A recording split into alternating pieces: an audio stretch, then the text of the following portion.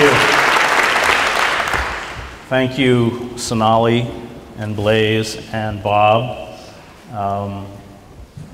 Those are certainly three of the journalists I admire and respect most in the United States. So I'm very touched. And I'm always touched to speak in a church, despite my own troubled relationship with the Presbyterian Church. I was a Presbyterian seminarian at Harvard, but felt, as my father, who was, as Bob said, a minister, that I was called to write rather than lead a congregation. And when I graduated, you're approved for ordination before you go to seminary. I had to meet with my committee and tell them what my call was, and in order to be ordained. And I remember when the committee asked me what my call was, I told them I was going to go to Central America as a freelance reporter and cover the war in El Salvador. There was a long silence, and the head of the committee said, "We don't ordain journalists." So that was the end of my relationship with the Presbyterian Church. And I think in some ways it must have been somewhat painful for my dad to watch me go that far in the ministry and then finally not follow his vocation. But as Bob said, he certainly gave me a moral grounding. And he himself was pushed out of the church, not because of the civil rights movement or even the anti-war movement, but because of the gay rights movement. His youngest brother, my uncle, was gay, and my father had a particular sensitivity to the pain of being a gay man in America in the 1950s and the 1960s. And at that point, he had a church in Syracuse, and when he found out there was no gay and lesbian organization at Colgate, where I was an undergraduate, an hour away, he brought the gay speakers to the campus. And this led, as Bob said, after several meetings with groups of students, with gay activists, to students confiding in my father that they were too uncomfortable forming a gay and lesbian organization. So my father came and told me I had to found it, which I did. But I tell that story because his outspokenness for gender equality, it became apparent that he was finished in the church. And he did this amazing thing. He refused to back down, and it was the lesson that fortified me years later with the New York Times. And instead of bowing to that pressure, one Easter, he announced that he was holding a public Easter service for all GBTL in the city of Syracuse. And he came and got me at Colgate because he told me that it'd probably be the last time I heard him preach.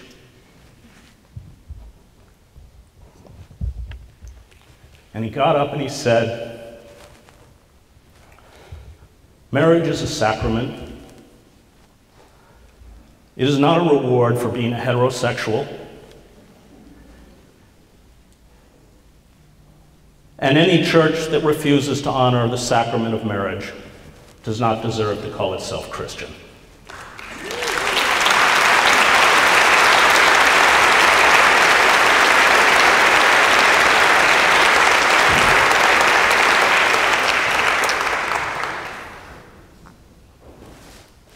And everything I do is by the standard that he set. This book that Joe Sacco and I don't know how many of you know Joe's work. We met in Bosnia in 1995 when I was covering the war for the New York Times. And Joe was working on his book, A Safe Area, Garajda. And I'm not, or was not, particularly literate in graphic novels, but I certainly understood a brilliant journalist when I saw one. We subsequently did a long piece for Harper's out of the refugee camp in Gaza called Han Yunis, and then later a piece for The Nation on Camden. And as I was, the books have a kind of natural progression. I had done a book called Empire of Illusion, The End of Literacy and the Triumph of Spectacle, about how we have unplugged ourselves from reality, the self-delusion of American culture, the lies we tell ourselves about ourselves, the magical thinking that reality is never an impediment to what we desire,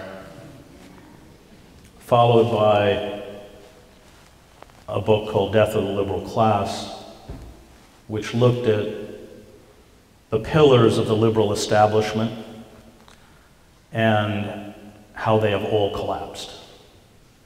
The book focuses quite a bit on World War I because it was a seminal moment in American history when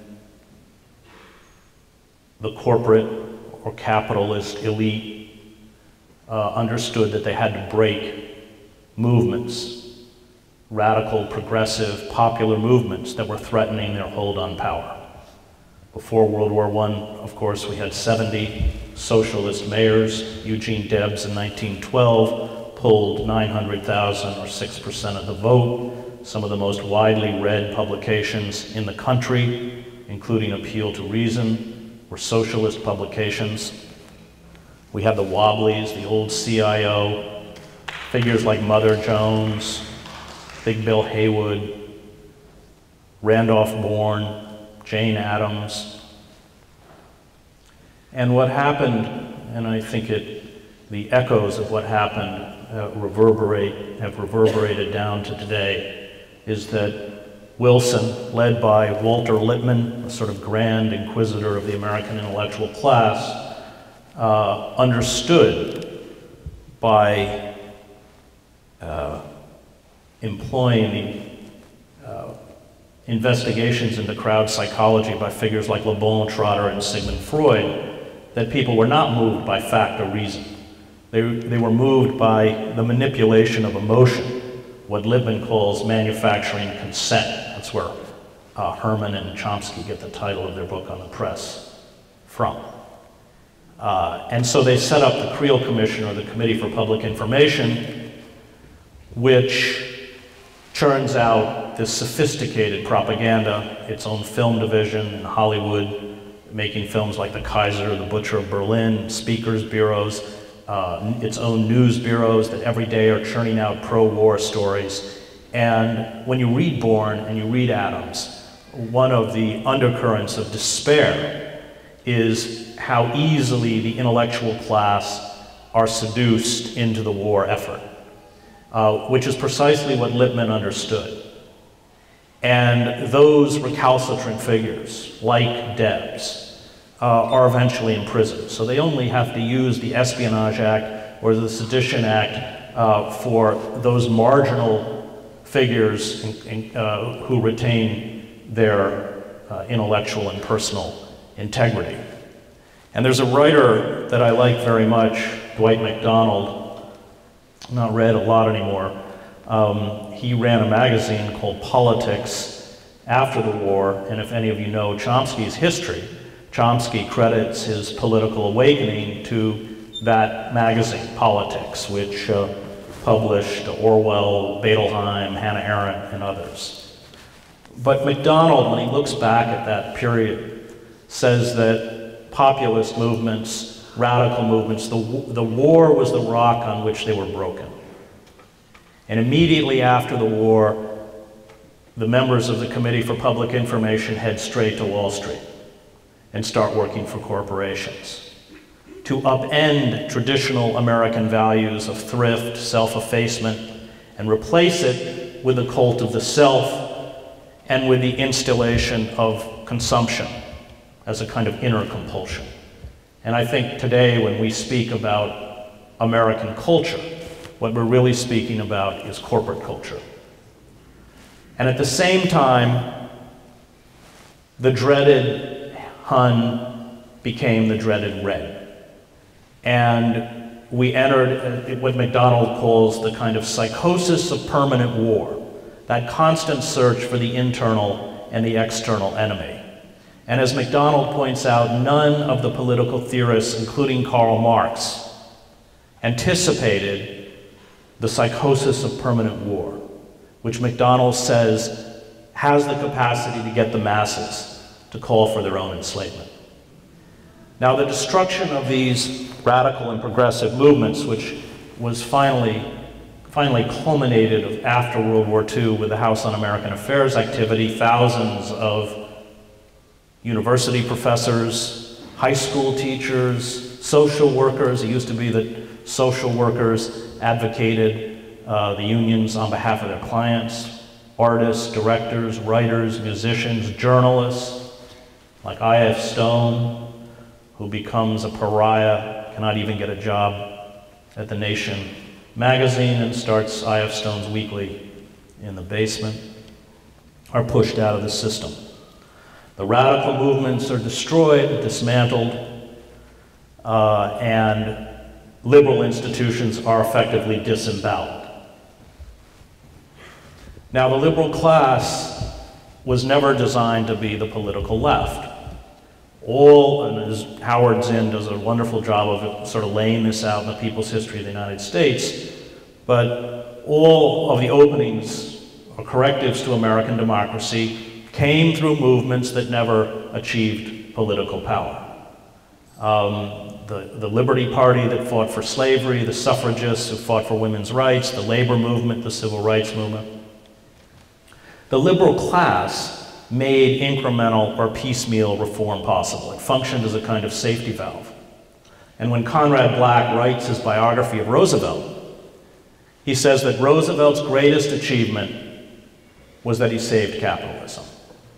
That's what a liberal class is designed to do. Chomsky makes this point,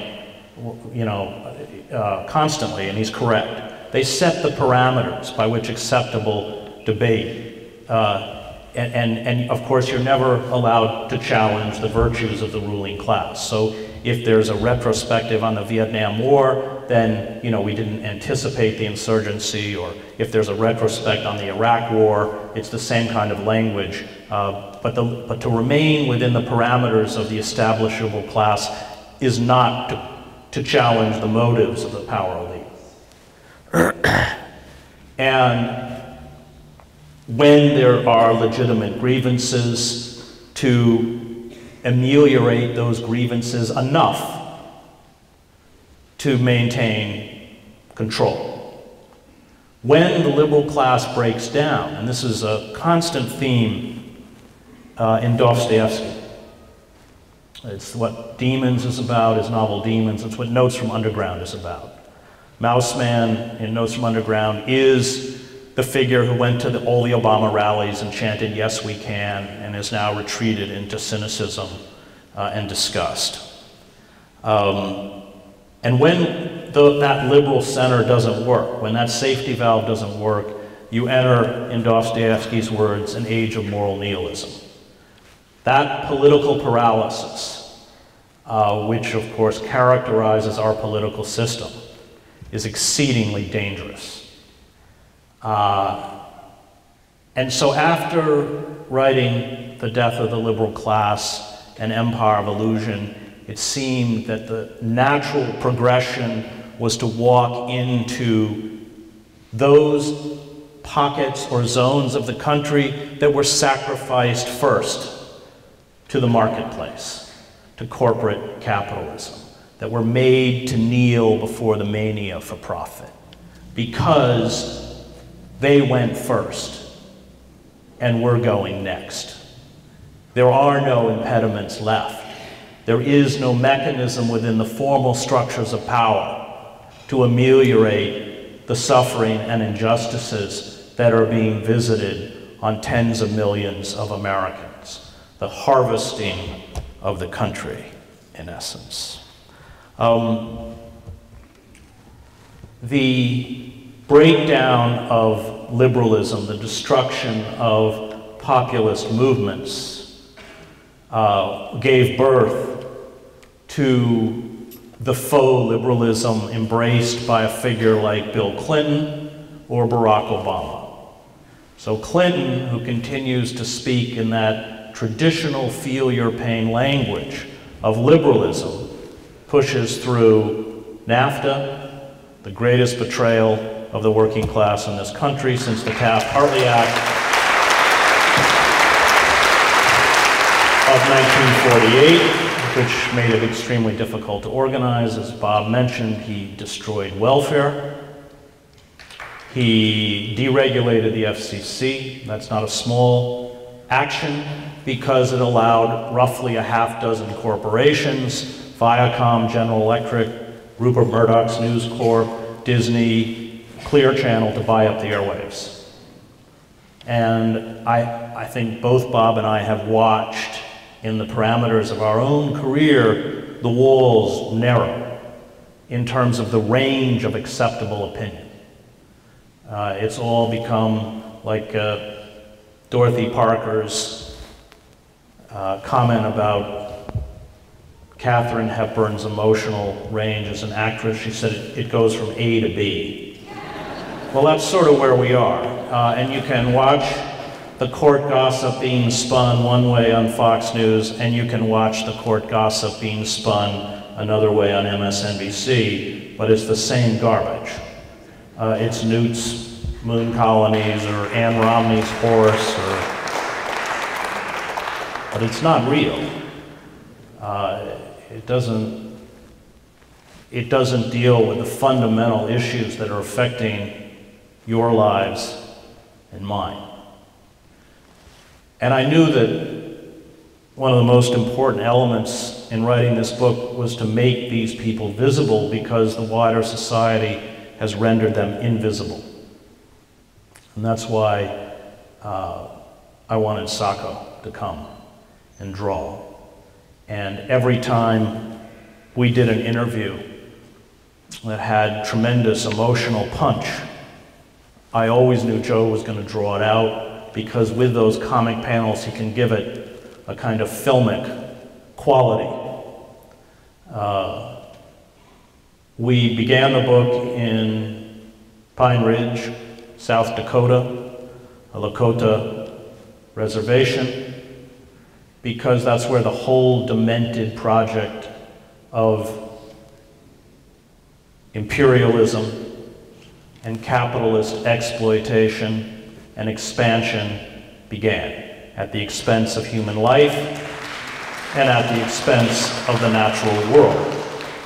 What happens with unfettered or unregulated capitalism is that they have the capacity to commodify everything. In that sense, Marx was right. Unfettered capitalism is a revolutionary force. Karl Polanyi writes about this in his great book, The Great Transformation, 1944. He actually uses the word sacred. He said, although he's an economist, he said, when a society loses the capacity for the sacred, when nothing has an intrinsic value, but everything is relegated to a monetary value, then you exploit both human beings and the natural world until exhaustion or collapse. And this is why the environmental crisis is intimately twinned with the economic crisis. The same forces that have commodified human beings are commodifying the air, the water, the land, in this mania for profit. But I think what happened in the Western Plains, and of course it had happened earlier with the Pequots and the Narragansetts and other tribes on the east, is not just the seizure of land and the seizure of resources, not just violence or this demented belief that one can regenerate themselves through violence, not just the enrichment of the railroad barons or the gold speculators or the timber merchants, but it was as important, I think, to destroy another ethic, another communal relationship, another way of dealing with each other and dealing with the natural world. And I don't think it's accidental that Marx and Engels, when they begin to formulate communism, rely on Morgan's great study of the Iroquois Indians. Because people who hoard within native societies goods and things for themselves are detested. Everything is shared communally. There's an understanding that the natural world is as sacred as human life itself. And those who essentially colonized our country were unique that way in the sense that we colonized ourselves before we, unlike Europe, before we then went on to carry on the same kind of expansion, the same template into the Philippines and Cuba, and of course today into Iraq and Afghanistan, is that whole sort of notion of no limits, of constant exploitation, and this leap, sort of from one place to another, has now resulted in essentially those forces being turned back in on us. That these people went first, but of course now we're next. We went from Pine Ridge into Camden, New Jersey. Camden is the poorest city in the United States per capita, and always one or two in terms of the most dangerous.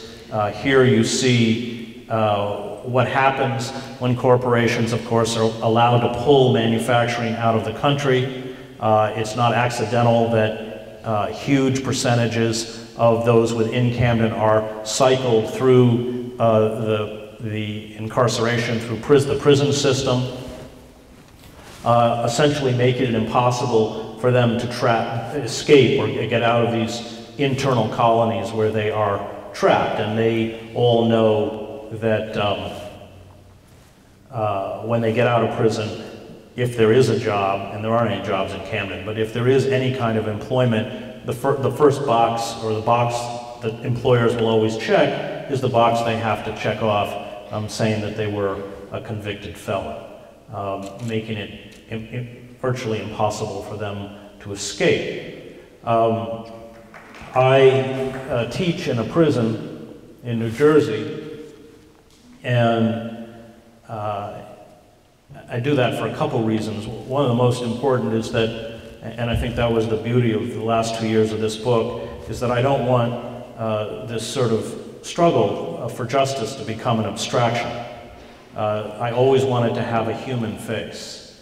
I don't think there's anything wrong with anger. When you see what we've done to the vulnerable and the poor, I don't know how you can not be angry. Augustine said that hope has two beautiful daughters, anger and courage. Anger at the way things are, and courage to see that they do not remain the way they are. And when you are, I've taught 3 classes there now. The last one was using Leon Litwack's great works, After the Storm and Trouble in Mind, on Reconstruction and Jim Crow, and how these people have never been taught their own history. We were sitting in the class and going through the chapter about the slaveholders and the extent to which they had raped black women. Even Mary Chestnut in her diary talks about going to plantations and seeing a few dozen mulattoes running around. And of course, what's so venal is that these slaveholders would then literally sell their own children into slavery. And one of the inmates raises their hand and goes, "Well, is that why some of us are light-skinned?" And I sat in that class with most of these men are in their 20s, and for the first time they had to grapple with the fact that some of them had slaveholders' blood running through there. The class I taught before that was, on the prison form, told them it was American history, which I knew was generic enough to get me in there. And then I went and bought Zinn's Equal History of the United States for every inmate. And I'd be going through Zinn. I've never met Zinn, to my great regret, and I've always admired him, but after teaching his book to African American inmates, I realized this guy's a saint. Because I'd give 90-minute talks around Zen, and I'd hear the inmates going, damn, we've been lied to. But I think that contact, and I think that that's something that, drove Joe and I forward in this book, the fact that the oppressed are not abstractions, that physical, that personal relationship carrying on a kind of individual level is extremely important for those of us who care about resistance. Because you can't walk out of that prison. To walk out of that prison and not to fight back is to betray those people you care about. The third chapter is on southern West Virginia. I'm sure you're all aware of mountaintop removal, but it's quite another thing to see it. And here you have coal companies, because they don't want to dig down for the coal, blowing the top 400 feet off of mountains and leaving behind a wasteland. We flew over the Appalachians, and it will make you sick. Hundreds of thousands of acres of moonscape. After they blow off the tops of these mountains, they use some of the largest earth-moving machinery on the planet, 25-story drag lines, gigantic bulldozers, to push all of the trees and topsoil over the edge so they can expose the coal seams, and then they burn it. So you fly over the Appalachians, which are the lungs of the eastern seaboard, provide the headwaters for much of the eastern seaboard, and it's barren rock, stripped coal seams, and burning forests. And you go down into the hollows, and you can go into villages where everybody's had their gallbladder removed because the water is so toxic. Cancer is an epidemic. You walk into the elementary schools in the nurse's office, and there are rows of little inhalers for the children. Giant billions of gallons of toxic sludge, heavy metals, impoundments that often break. It is willful suicide. It's Easter Island writ large. And yet, in the name of profit, these coal companies have the capacity to destroy life within that sacrifice zone. And of course, once they're finished there, that sort of heavy thud of the Leviathan just continues to cannibalize what's left. As we drove through southern West Virginia, felt we were back in Bosnia.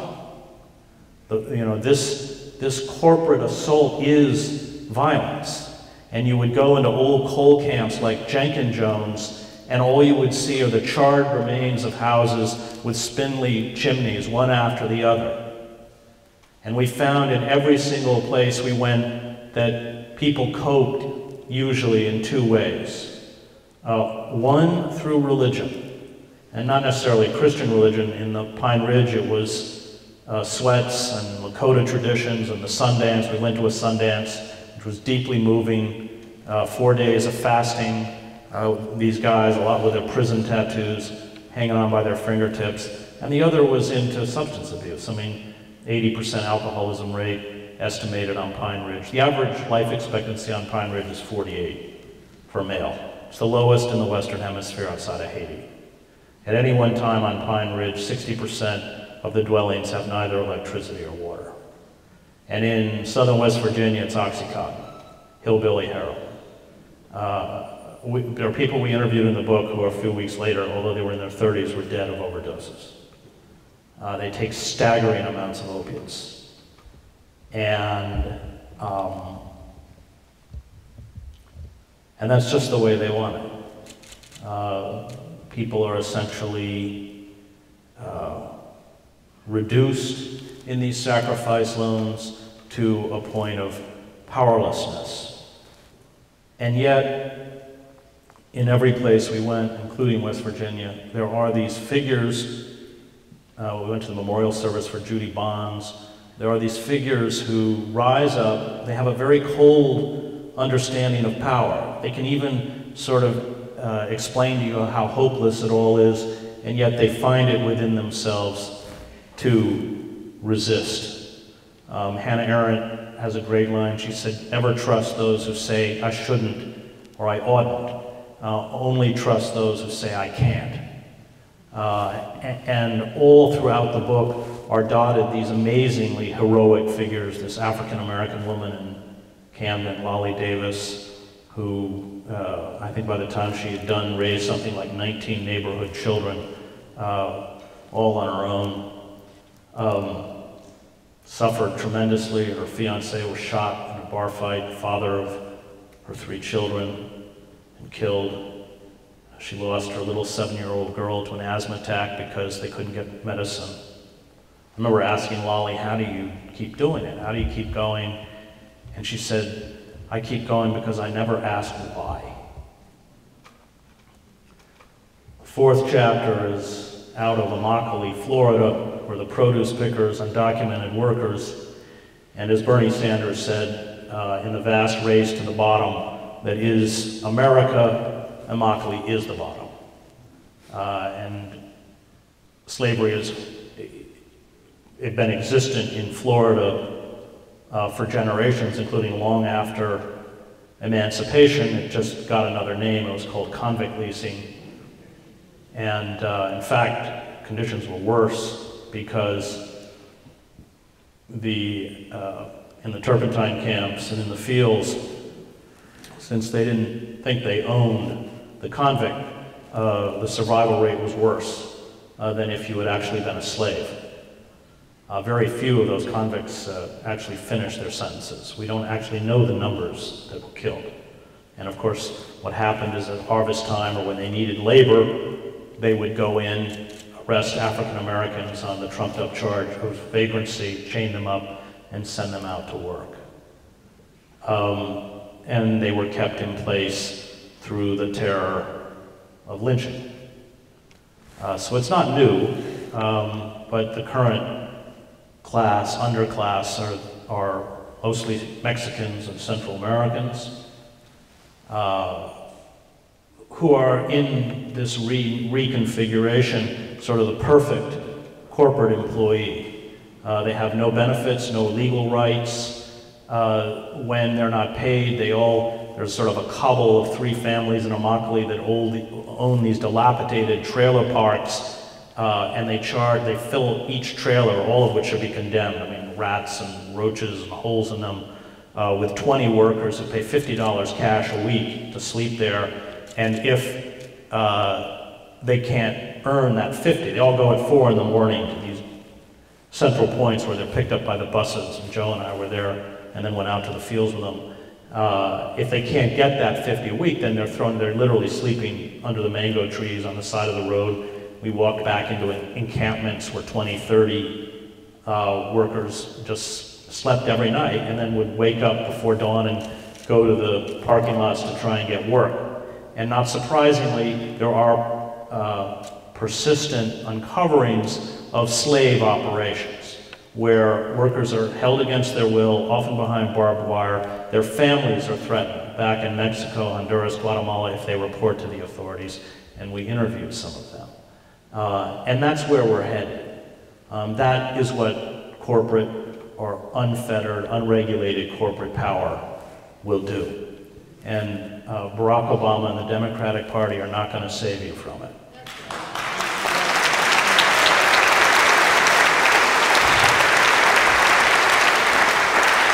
When we wrote this book, it was always called Days of Destruction, Days of Revolt, but the revolt was conjecture.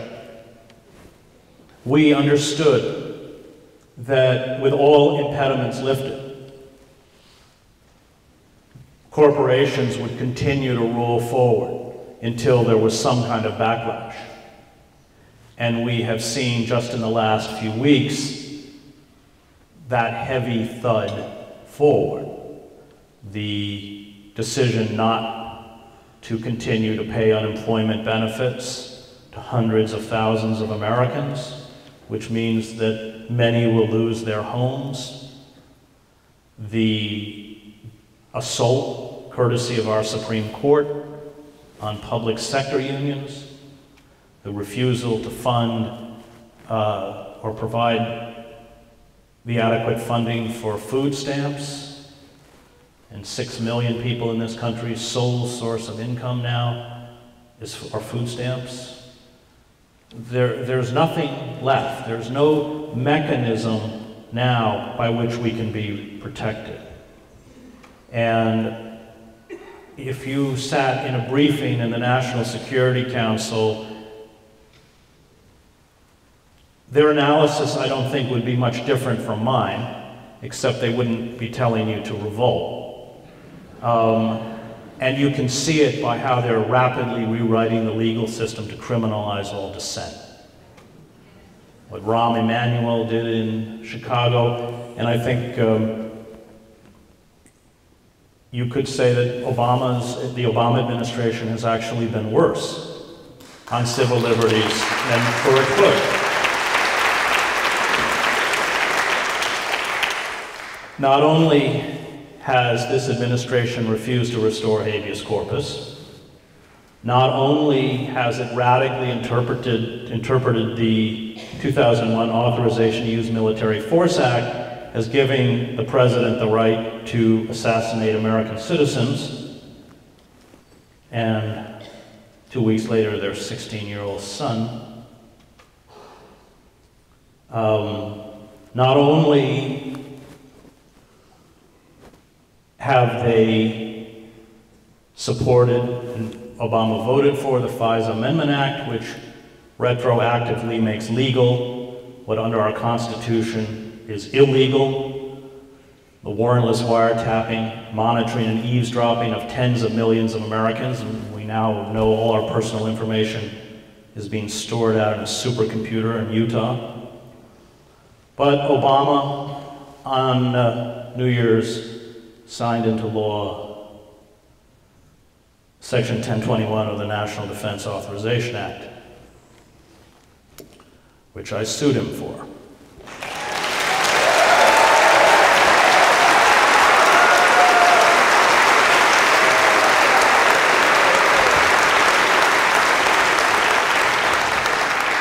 I sued him and we won.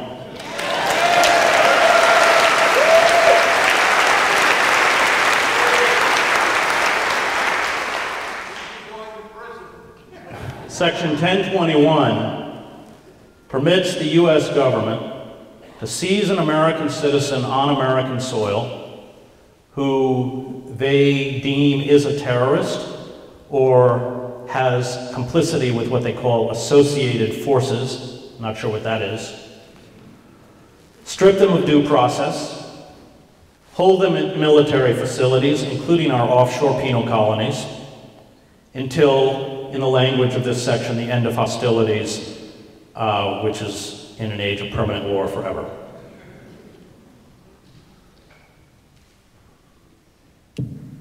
And this was a bipartisan bill. It was sponsored by Carl Levin and John McCain when Dianne Feinstein proposed inserting into the language an exemption for American citizens. Both the Obama White House and the Democratic Party refused to do so. They're certainly preparing for a reaction, and they're going to get one. I and Joe didn't know what was coming. We didn't know what the backlash would be. We didn't know what it would look like. We didn't know how it would manifest itself. We didn't know where it would appear. And then September 17th, Zuccotti Park.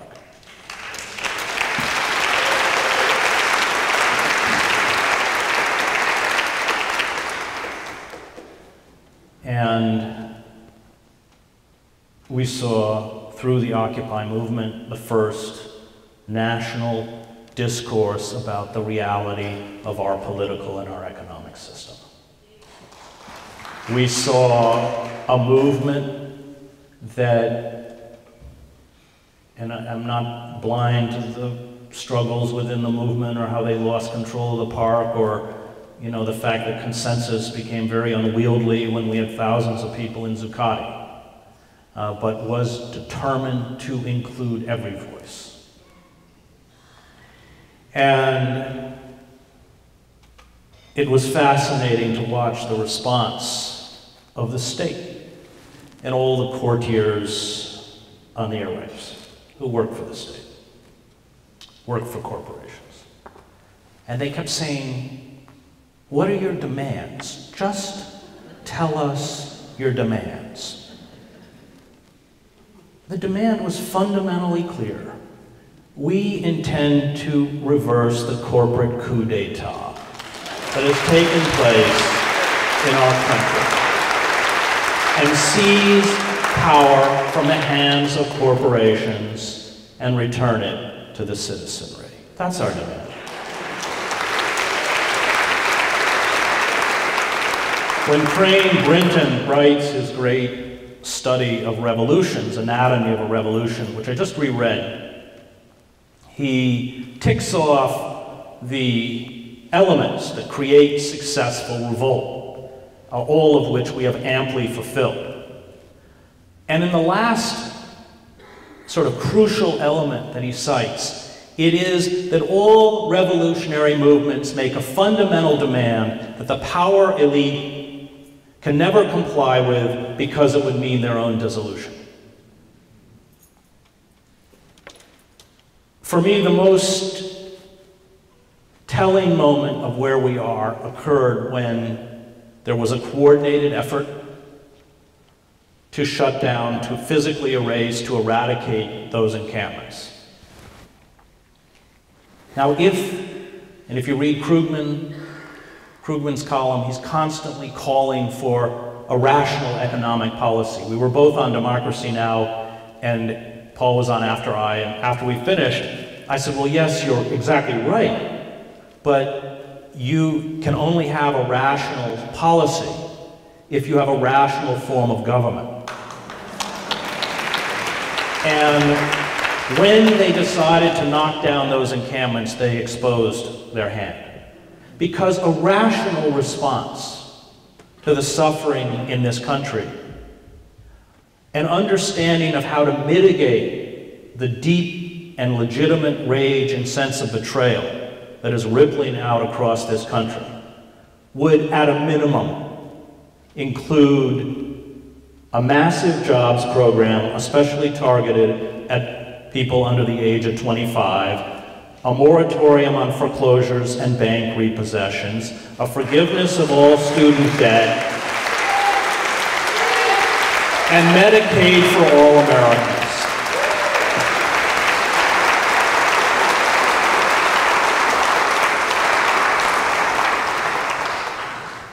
It's always the ruling elites who determine the parameters of revolt. And I've covered insurgencies and revolutions and uprisings around the globe. Most of the revolutions in Eastern Europe, the street demonstrations that brought down Slobodan Milosevic, the first, and the second Palestinian uprising, intifadas. And these movements have a mysterious life force that even the purported leaders of the movements don't understand.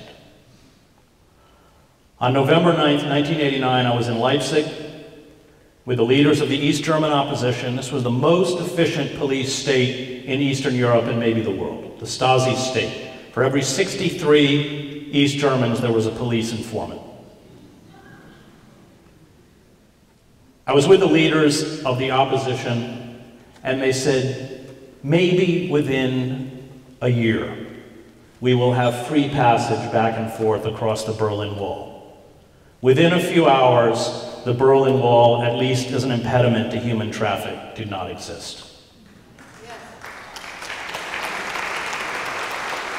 Leipzig, which was the epicenter of the opposition, began with a few Lutheran pastors and their congregants carrying out candlelight vigils in the streets, a few dozen, a couple hundred, and then suddenly it erupts in September with 70,000 people in the street. And Erich Honecker, been in power, the communist leader in East Germany for 18 years, sends down an elite paratroop division to fire on the crowd. And when the officers go in to collect the paratroopers, they find them weeping because they have mothers, fathers, friends on the streets. And when that paratroop division arrives in Leipzig, it never opens fire, and Honecker lasts another week in office. This is the power, as Havel says in his great 1978 essay, The Power of the Powerlessness. This is the power of truth when it is expressed in the face of corrupt and autocratic power.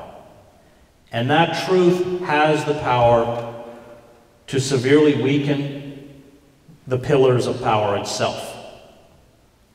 The reason that I have been, and Blaise alluded to this, so critical of the Black Bloc is that the Occupy movement is a mainstream movement. That is its power. And the goal of the state is to demonize that movement, cut it off from the mainstream, and funnel its energy back into a dead political system, which is what Van Jones and Rebuild the Dream is about.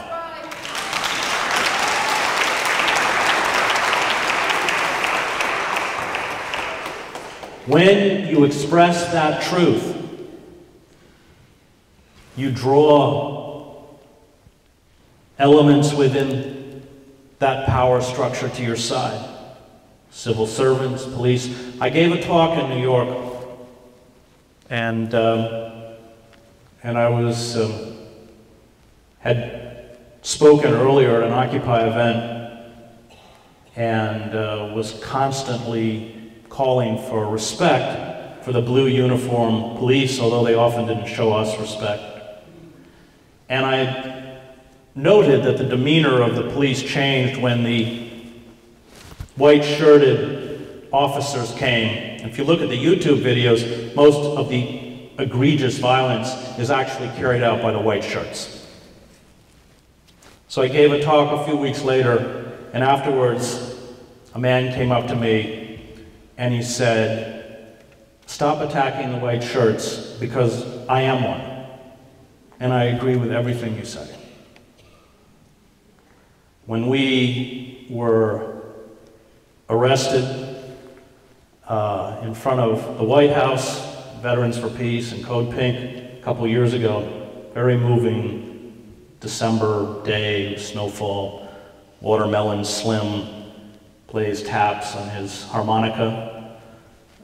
They folded these veterans, many in their old fatigues, folded the flag that had been on the coffin of a boy who had come back from Afghanistan a week before. Somebody beat a drum. Silence. We walked through the snow to the fence. Many people were weeping. 133 of us were arrested.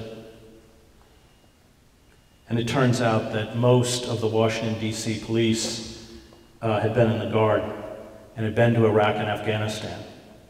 And as they would put the plastic cuffs on our wrists, they would whisper, "Keep doing what you're doing because these wars stink."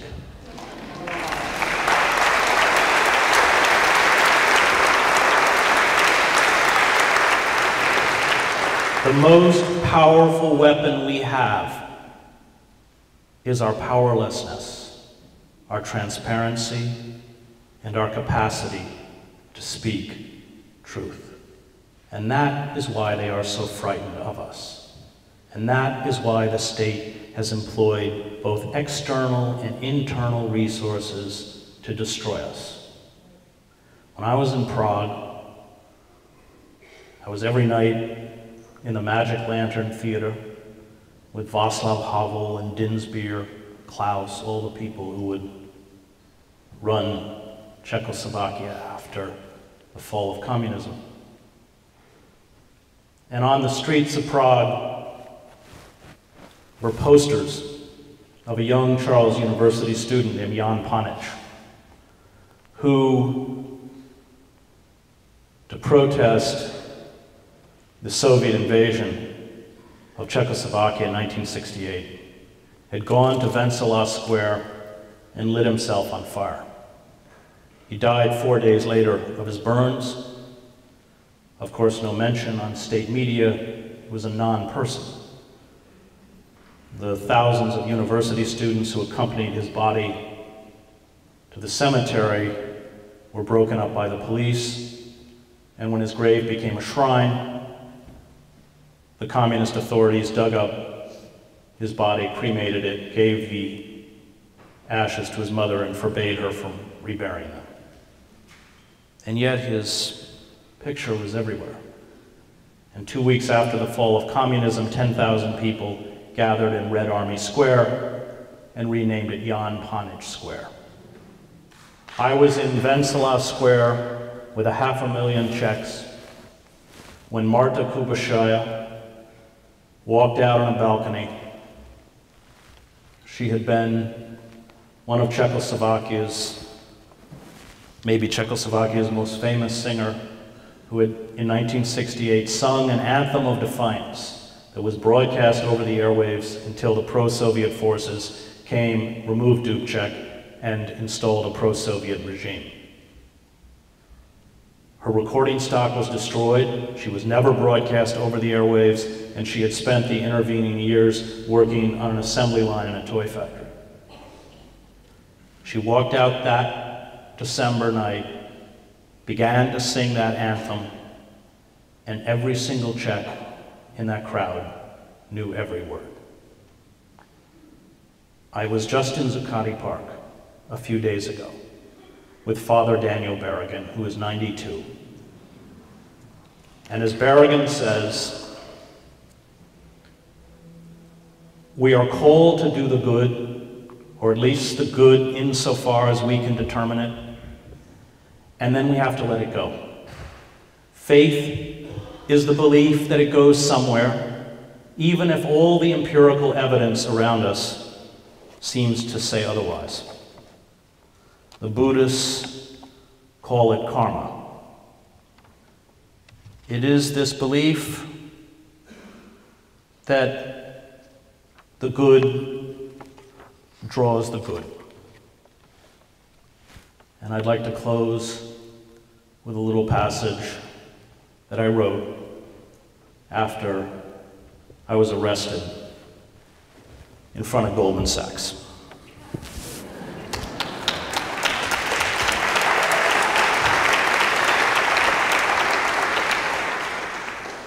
Faces appeared to me, moments before protesters from Occupy Wall Street and I were arrested on a windy November afternoon in front of Goldman Sachs.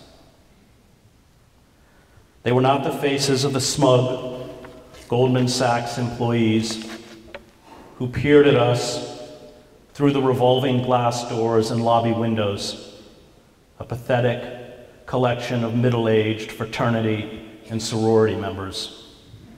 They were not the faces of the blue uniformed police with their dangling plastic handcuffs, or the thuggish Goldman Sachs security personnel whose buzz cuts and dead eyes reminded me of the Stasi. They were not the faces of the demonstrators around me, the ones with massive student debts and no jobs, the ones weighed down by their broken dreams, the ones whose anger and betrayal triggered the street demonstrations and occupations for justice.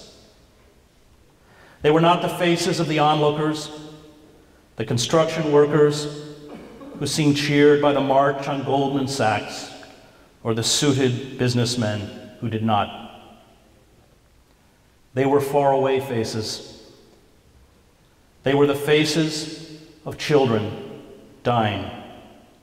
They were tiny, confused, bewildered faces I had seen in the southern Sudan, Gaza, slums of Brazzaville, Nairobi, Cairo, Delhi, and the wars I covered. They were faces with large glassy eyes above bloated bellies. They were the small faces of children convulsed by the ravages of starvation and disease. I carry these faces. They do not leave me. I look at my own children and cannot forget them, these other children who never had a chance.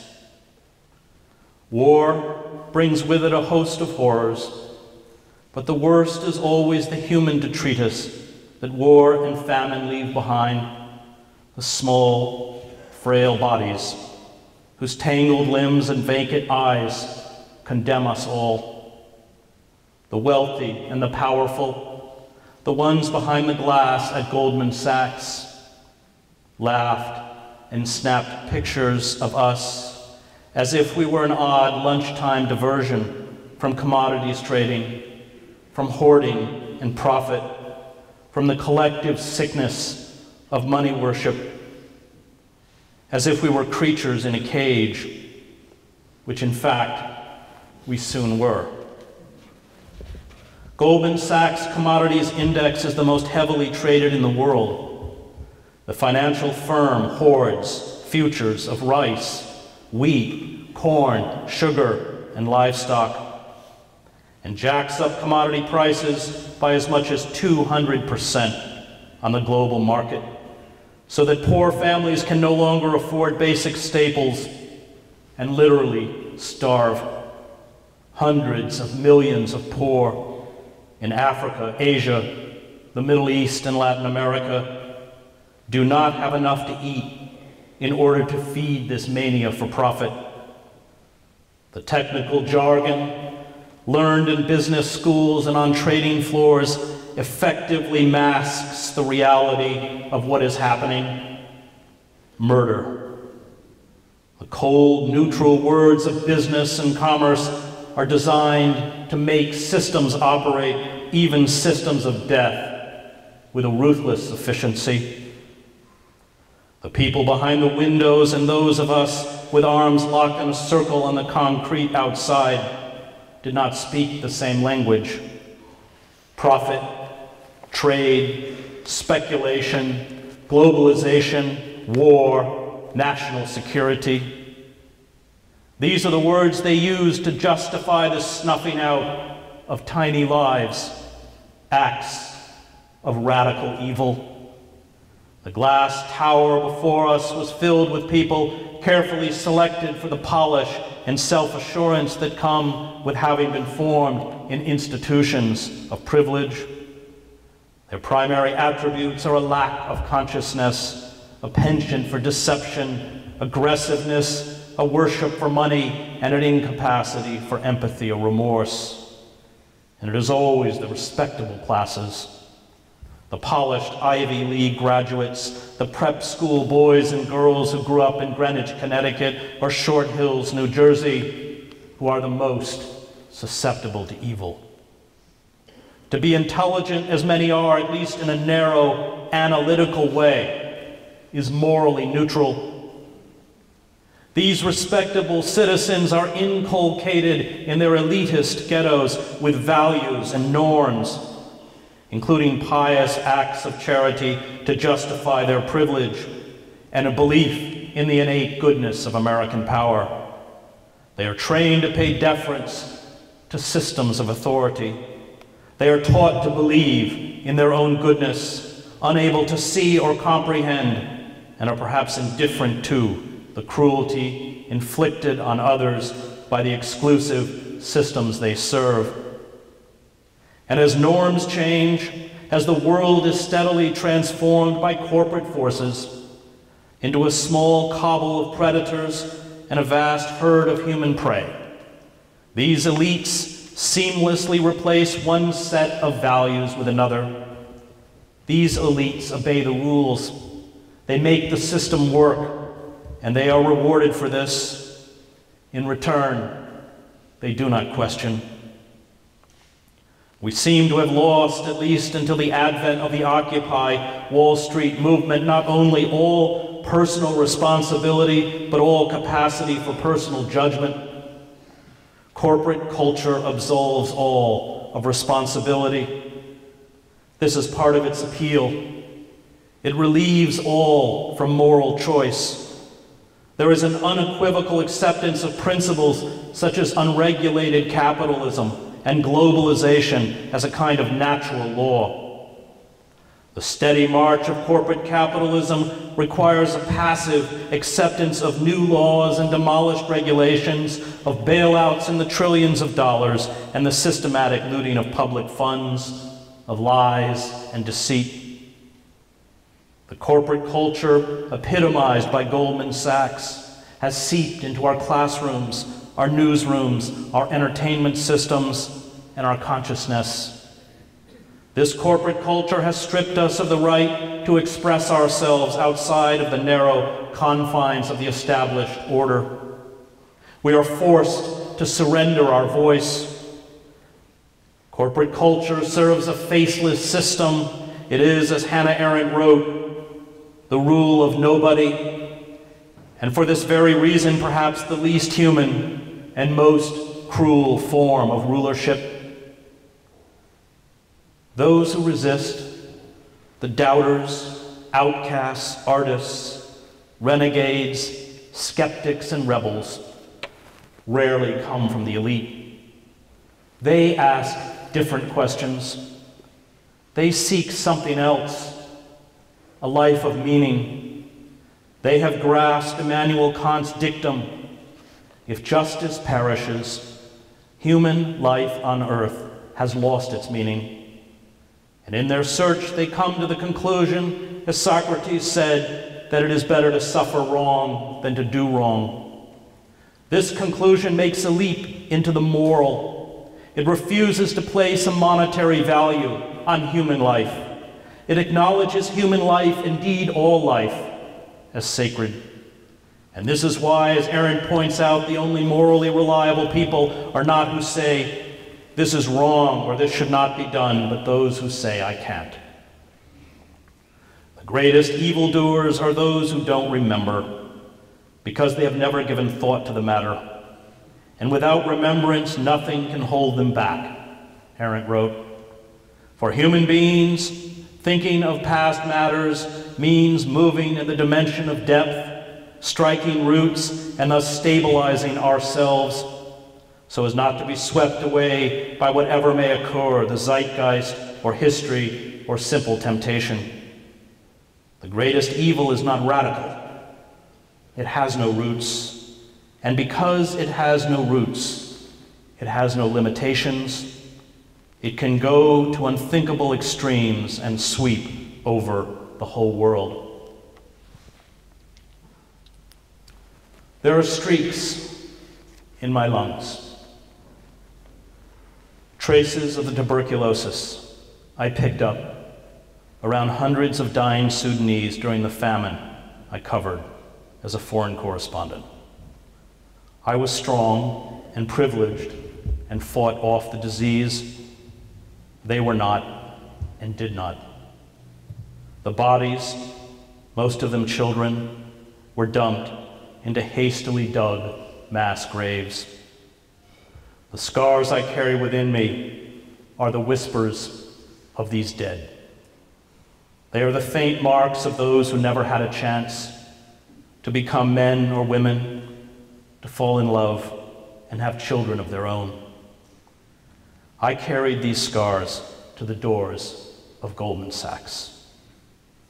I placed myself at the feet of these commodity traders to call for justice because the dead and those dying in slums and refugee camps across the planet could not make that journey. I see their faces. They haunt me in the day and come to me in the dark. They force me to remember. They make me choose sides. There were times when I entered the ring as a boxer and knew, as did the spectators, that I was woefully mismatched. Ringers, experienced boxers in need of a tune-up or a little practice, would go to the clubs where semi-pros fought, lie about their long professional fight records, and toy with us. Those fights became about something other than winning. They became about dignity and self-respect. You fought to say something about who you were as a human being. These bouts were punishing, physically brutal, and demoralizing. You would get knocked down and stagger back up. You would reel backward from a blow that felt like a cement block. You would taste your blood on your lips. Your vision would blur. Your ribs, the back of your neck, and your abdomen would ache. Your legs felt like lead. But the longer you held on, the more the crowd turned in your favor. No one, not even you, thought you could win. But then, every once in a while, the ringer would get overconfident. He would get careless.